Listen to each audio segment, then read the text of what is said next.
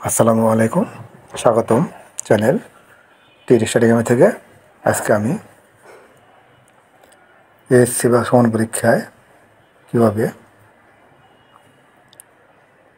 Result দেখতে হয় সেটা দেখিয়ে দেব।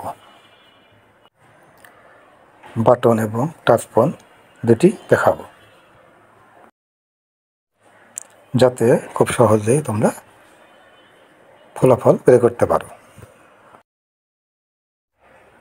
এখানে বলা হয়েছে কিওয়ার্ডস ফর বোর্ড নেম, অর্থাৎ প্রত্যেক বোর্ডেরই প্রথম 3টি বৃহৎ অক্ষর দিয়ে শুরু করতে হবে বা লিখতে হবে। যেমন ঢাকার ডিএইসে, বরিশালের বিএআর, চিরাঙের সিএসআই, এভাবে প্রত্যেকটি বোর্ডে প্রথম 3টি অক্ষর দেওয়া হয়েছে, যা কিওয়ার্ড হিসেবে ব্যবহার করা হবে। এখানে সব বোর্ডেরই কিওয়ার্ড দেওয়া হয়েছে। আমরা যে ওয়েবসাইটে দেখলাম, এখানে www.educationalboard.gov.bd তে ঢুকতে হবে। ওয়েবসাইটে আমরা এখানে নির্দেশনা লেখা আছে, সেখানে আমরা জেনারেলে যাচ্ছি, মাদ্রাসা হলে দাখিল এবং কারিগরি হলে টেকনিক্যাল লিখে দিয়ে দেব, যাতে সহজেই রেজাল্টটা বের হয়ে আসে।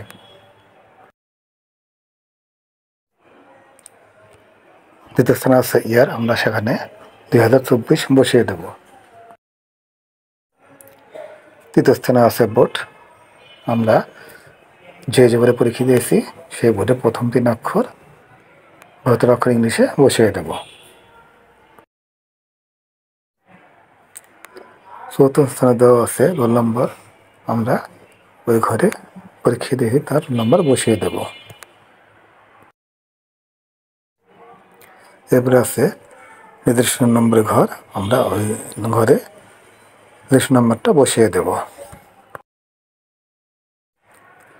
এরপর দুটি সংখ্যা আসবে, সংখ্যা দুটি ওই ঘরে যোগ করে নামিয়ে দিতে হবে, তাহলে আমরা মার্কশিট সহ রেজাল্ট পেয়ে যাব। এটা তাহলে প্রয়োজন, এটি হচ্ছে রেজাল্ট বের করতে অবশ্যই টেলিটক সিম ব্যবহার করতে হবে, নতুবা রেজাল্ট আসতে সময় লাগবে। এরপর দেখাবো বাটন সেটের রেজাল্ট লেখার নিয়ম, খুব সহজে তোমরা বের করতে পারবে। আমি উদাহরণস্বরূপ দেখিয়েছি বোর্ডের নাম, রোল নম্বর, তারপর সন বা সাল, যে সালে তোমরা পরীক্ষা দিয়েছ। আমরা প্রথমে এসএসসি লিখবো, তারপর পেজ দেব, বোর্ড নেম, যে বোর্ডে পরীক্ষা দিয়েছো সেই বোর্ডে প্রথম 3টি বৃহত্তর অক্ষর, আবার পেজ দেব, তারপর রোল নম্বর, তোমাদের এসএসসির পরীক্ষার রোল নম্বর, তারপর পেজ দেব, তারপর আমরা দেবো ইয়ার বা সাল, 2024 সাল আমরা দিয়ে দেব। তারপর নিচে লিখব 16 টেবল 2, এটা দিয়ে দিলেই তোমাদের রেজাল্ট অবশ্যই চলে আসবে। অবশ্যই তোমাদেরকে টেলিটক সিম ব্যবহার করতে হবে দ্রুত রেজাল্ট পাওয়ার জন্য।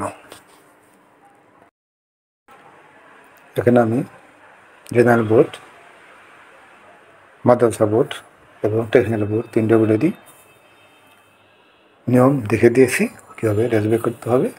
তোমরা সহজে এটা বুঝতে পারছো আশা করি।